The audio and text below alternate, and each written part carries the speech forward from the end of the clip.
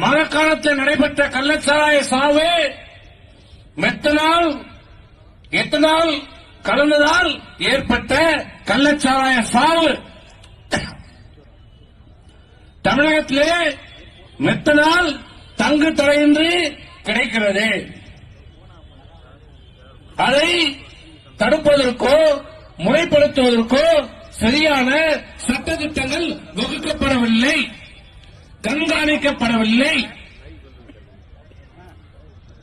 தவறான விதிகளின் கீழே அந்த மெத்தனால் வழங்கப்பட்டிருக்கிறது. ஆகவே இதை தடுக்க வேண்டும் என்றால் இந்த கள்ளச்சாராய சாவை மெத்தனால் அறிந்து கள்ளச்சாராய சாவை தடுக்க வேண்டும் என்றால் இதில் சம்பந்தப்பட்டவர் அனைவரும் அமர்ந்து பேசி கடுமையான சட்டத்தை கொண்டு வர வேண்டும், சட்டத்திட்டங்களை கொண்டு வர வேண்டும், அதில் இருக்கின்ற ஓட்டைகளை அடைக்கப்பட வேண்டும் என்று சிபிசிஐடி ஏடிஜிபி தமிழகத்துடைய காவல்துறை தலைவர் சங்கர் ஜிவாலுக்கு 2 கடிதங்களை எழுதினாரா இல்லையா? அந்த கடிதத்தை தொடர்ந்து இன்றைக்கு இருக்கிற காவல்துறை தலைவர் சங்கர் ஜிவால் அவர்கள் தமிழ்நாடுடைய உள்துறை செயலாளர், அன்றைக்கு இருந்த உள்துறை செயலாளர் திருமதி அமுதாவுக்கு ஒரு கடிதம் எழுதுகிறார். இப்போது அவர் மாற்றப்பட்டிருக்கிறார். அந்த உள்துறை செயலாளர் நம்ம ஆட்சியில் இருந்தா நேர்மையான அதிகாரின்னு சொல்லுவாங்க. திமுக ஆட்சி வந்தா அவங்களுக்கு கண்ணு தெரியாது, எந்த தப்புமே அவங்களுக்கு கண்ணு தெரியாது. கலாச்சாரம் குடிச்சாலும் கண்ணு தெரியாது, கொள்ளாச்சாலும் கண்ணு தெரியாது. அவங்க அப்படிப்பட்ட அதிகாரி. சில அதிகாரிகள் அவர்களுக்கு ஒரு கடிதம் எழுதுகிறார் டிஜிபி. என்ன சொல்கிறார்? ஏடிஜிபி எழுதிய கடிதத்தை மேற்கோள் காட்டி தமிழகத்திலே மெத்தனால் விற்பனையை கட்டுப்படுத்தப்பட வேண்டும், முறைப்படுத்தப்பட வேண்டும், கடுமையான சட்டங்களை கொண்டு வரப்பட வேண்டும். அதைவிட முக்கியமாக கடைசியாக இந்த தவறுகளை, இந்த குறைபாடுகளை நீக்கவில்லை என்றால், சரி செய்யப்படவில்லை என்றால் எதிர்காலத்திலே மரக்காணத்திலே ஏற்பட்ட கள்ளச்சாராய போன்ற சாவுகள் மீண்டும் தமிழகத்திலே நடைபெறும் என்று அந்த கடிதத்திலே சொல்லப்பட்டதா இல்லையா? ஆனால் அந்த கடிதம் பெறப்பட்டு இந்த காவல்துறையை கையில வைத்திருக்கிற முதலமைச்சர் என்ன நடவடிக்கை எடுத்தார்? நடவடிக்கை எடுத்திருந்தால் இந்த கள்ளக்குறிச்சியிலே இந்த விஷசாராய சாவு ஏற்பட்டிருக்குமா? ஏன் தடுக்க தவறினார்? என்ன செய்துட்டு இருந்தாரு? இல்ல முதலமைச்சருடைய கவனத்திற்கு அந்த கடிதம் சென்று சேரவில்லையா? அப்ப முதலமைச்சரை மதிக்கலையா? முதலமைச்சராகவே இங்க யாரும் நினைக்கல. லட்சம் தான் அவர் யாரும் ஒரு சீரியஸாவே எடுத்துக்கிறதில்ல. அது இன்னும் டீ குத்த பொம்மை நினைச்சுக்கிறாங்க.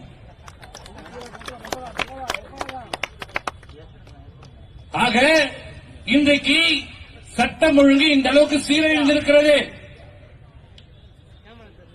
அத்தியாவசிய பொருட்களுடைய விலைவாசி உயர்ந்திருக்கிறது. சாதாரண ஏழை நடுத்தர மக்கள் ஒரு சின்ன வீடு கட்ட முடியாது. அனைத்து கட்டுமான பொருட்களுடைய விலைவாசியும் இன்றைக்கு கடுமையாக உயர்ந்திருக்கிறது. எல்லா விலைவாசியும் உயர்ந்திருக்கிறது. ஆனா சம்பளம் உயரல. விலைவாசி 3-4 மடங்கு உயர்ந்துருச்சு. அன்னைக்கு வாங்கினா அதே 10,000 ரூபாய் தான் இன்னைக்கு சம்பளம் வாங்கிட்டு இருக்கான். ஆனா இன்னைக்கு 20,000 ரூபாய் செலவாகும். வேலை வாய்ப்பு இல்ல.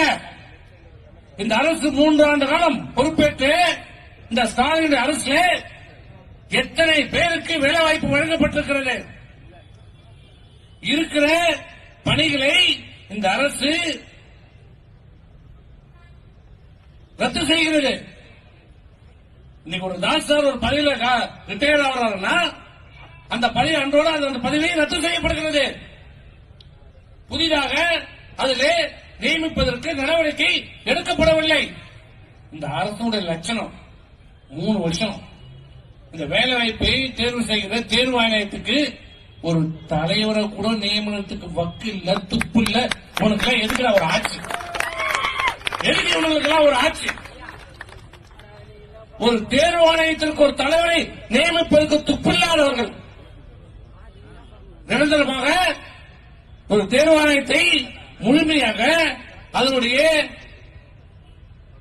உறுப்பினர்களை நியமனம் செய்து தலைவரை நியமனம் செய்ய வக்கில்லாதவர்கள். அப்படி எப்படி நீ வேலைக்கு எடுப்ப? இப்படி இந்த அரசு பொறுப்பேற்ற பிறகு அனைத்து வரிகளையும் உயர்த்தப்பட்டிருக்கிறது. வீட்டு வரி உயர்த்தப்பட்டிருக்கிறது, சொத்து வரி உயர்த்தப்பட்டிருக்கிறது, நில வரி உயர்த்தப்பட்டிருக்கிறது, பால் விலை உயர்த்தப்பட்டிருக்கிறது, பஸ் கட்டணம் உயர்த்தப்பட்டிருக்கிறது, மறைமுகமாக மின்சார கட்டணம் 3வது முறையாக இன்றைக்கு உயர்த்தப்பட்டிருக்கிறது. இப்ப அடுத்த பரிசு பஸ் கட்டணம் உயரப்போகுது. பஸ் வாங்கல இந்த 3 வருஷத்துல வருஷம் சொல்றான் பட்ஜெட்ல 1000 பஸ் வாங்குவோம், 1000 பஸ் வாங்குவோம். இந்த 3 வருஷத்துல இப்ப எவ்வளவு பஸ் வாங்கிருக்கணும்? 3000 பஸ் வாங்கிருக்கணும். எத்தனை பஸ்ஸுங்க ஓட்டிருக்கிற? இல்ல. இதுதான் திமுக அரசுடைய லட்சணம். இன்றைக்கு தன்னுடைய மகனை துணை முதலமைச்சராக்குவதற்கு இன்றைக்கு முயன்று கொண்டிருக்கிறார். அது அவங்க கட்சி விஷயம்தான். இருந்தாலும் இந்த நாட்டை ஆளக்கூடிய தகுதி இந்த உதயநிதிக்கு இருக்கிறதா? யார் இந்த உதயநிதி? என்னையா செய்தா அந்த நாட்டுக்கு? சுதந்திர போராட்ட தியாகியா? இந்தி போராட்ட தியாகியா? ஜெயில எப்படி இருக்குன்னு பாத்துருக்காப்லையா? கரவேட்டி கட்டிருக்காங்க இது வரைக்கும் உதயநிதி. திமுக கரவேட்டி கட்டிருக்காப்லையா? ஒரு சூடு சொன்ன திமுக ஒருத்தவனால ஏற்றுப்பாங்க. இது வரைக்கும் ஒரு திமுக கரவேட்டி கட்டிருப்பாங்க உதயநிதி. யாரோ உழைச்சா, யாரோ கஷ்டப்பட்டா, இவரு நோம்பு கும்பிடுவாராம் இந்த குடும்பம். இதிலே காட்டுகிற அக்கறை, தன் மகனை துணை முதலமைச்சராக ஆக்குவதிலே காட்டுகிற அக்கறை மும்முரம் இந்த நாட்டு மக்களுடைய கஷ்டங்களை தீர்ப்பதற்கு என்ன நடவடிக்கை எடுத்திருக்கிறது இந்த அரசு? மின்சாரம் 24 மணி நேரம் ஒழுங்கா முறையான மின்சாரம் கொடுக்கப்படுகிறதா? முதல்ல மின்சாரத்தை ஒழுங்கா கொடுறா. 24 மணி நேரம் மின்சாரத்தை கொடுத்துட்டு நீ கட்டணத்தை ஏற்ற கொடுக்க முடியுதா? தாலி கட்ட போறோம் அப்பதான் மின்சாரம் நிற்கும். தப்புன்னு சாமி கும்பிடும் அப்பதான் கற்பூரம் ஏற்றுவோம், அப்பதான் மின்சாரம் அணையும். இதுதான் இந்த அரசுடைய லட்சணம். மின்சாரம் பராமரிக்கப்படவில்லை. புதிதாக மின் உற்பத்தி உன்னுடைய ஆட்சியில 3 வருஷம் ஆச்சு. நான் கேட்கிறேன் இந்த முதலமைச்சர், 3 வருஷம் ஆச்சு. அம்மா ஆட்சிக்கு பிறகு ஒரு யூனிட் கூடுதலா நீ தயாரிச்சிருக்கிறியா? உற்பத்தி செய்திருக்கிறியா? அப்புறம் என்ன மின்சார கட்டணம் தண்ணி உயர்த்துற? என்ன யோகியதை இருக்குது உனக்கு? என்ன அழகதை இருக்கிறது? எங்க போகிறது பணம்? என்ன திட்டங்களை நிறைவேற்றிட்ட? என்ன செயல்படுத்திட்ட? மக்களுடைய ஏழ்மைகளை மாறிச்சா? வேலைவாய்ப்பு உருவாக்கிட்டீங்களா? புதிதாக கட்டமைப்புகளை உருவாக்கிட்டீங்களா? பள்ளிக்கூடம், புதிய பேருந்துகள் பண்ணிருக்கிறியா? எங்க அம்மாவுடைய ஆட்சி, எடப்பாடிய ஆட்சியில கொண்டு வந்த திட்டங்களை தவிர இந்த 3 ஆண்டு காலத்தில் என்ன திட்டங்களை செய்திருக்கிற? இந்த விழுப்புரத்துக்கே சொல்லு. 3 வருஷத்துக்கு என்னையா செய்திருக்கிற? எல்லாம் செய்திருக்கிறாங்களா? இல்லை.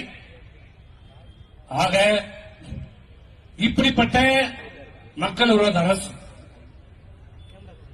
ஸ்டாலினுடைய அரசு மக்களை பற்றி துளியும் சிந்திக்காமல், மக்களை பற்றி துளியும் கவலைப்படாமல், தன் குடும்பம், தன் மகனை துணை முதலமைச்சராக்கப்பட வேண்டும் என்பதிலே கவனம் இருக்கின்ற முதலமைச்சர் இந்த ஆட்சியினுடைய இந்த மின் கட்டணத்தை அனைத்து இந்திய அண்ணா திராவிட முன்னேற்ற கழகத்தின் சார்பாக வன்மையாக கண்டித்து நடைபெறுகிற இந்த போராட்டம்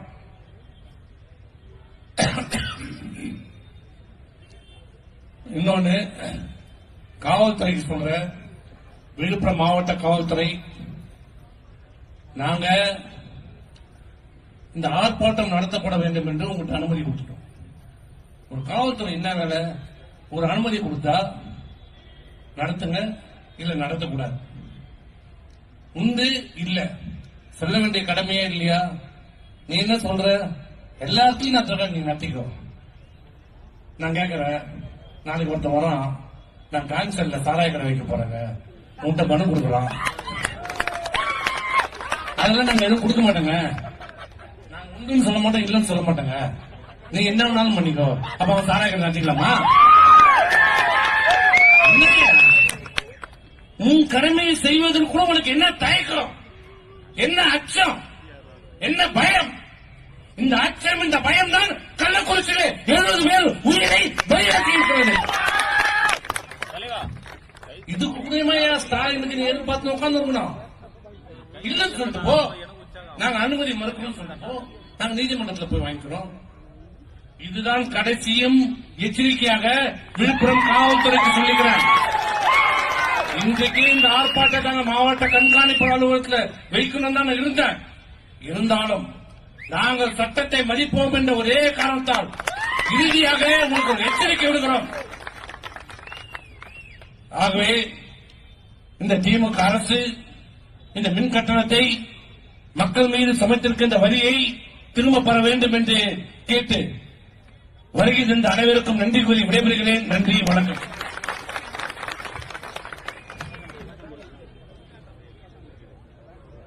ஹலோ ஆற்றல் மிகு மாவட்ட கழக செயலாளர் அனுமதியோடு இந்த கோஷத்தை சொல்கிறேன். நீங்கள் அனைவரும் முழு முழு சொல்லாத நல்லா கோஷம் ஒண்ணு வாய் திறந்து ஆர்ப்பாட்டம், இது ஆர்ப்பாட்டம், ஆர்ப்பாட்டம், இது ஆர்ப்பாட்டம், மக்கள் நலனை முன்னிறுத்தும் ஆர்ப்பாட்டம், மக்கள் நலனை முன்னிறுத்தும் ஆர்ப்பாட்டம். கண்டிக்கின்றோம் கண்டிக்கின்றோம் கண்டிக்கின்றோம் கண்டிக்கின்றோம். மின் கட்டணத்தை உயர்த்திய விடியா திமுக அரசை கண்டிக்கிறோம்.